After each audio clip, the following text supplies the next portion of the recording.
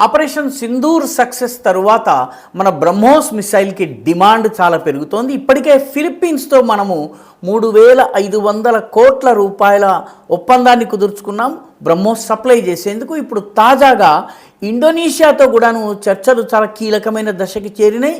ఈ చర్చల తరువాత ఇండోనేషియాకి కూడా భారతదేశము బ్రహ్మోస్ మిసైళ్లను సరఫరా చేస్తుంది.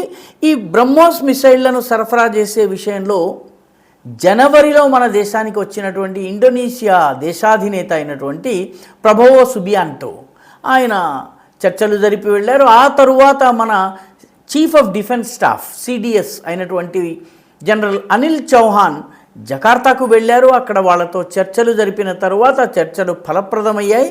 ఇప్పుడు మన బ్రహ్మోస్ని కొనుగోలు చేయడం కోసము ఇండోనేషియా కూడా సిద్ధమవుతోంది. ముఖ్యంగా చైనా నుంచి వచ్చేటటువంటి బెడదల్ని తట్టుకునేందుకు బ్రహ్మోస్ బాగా ఉపకరిస్తుందని ఇండోనేషియా భావిస్తోంది.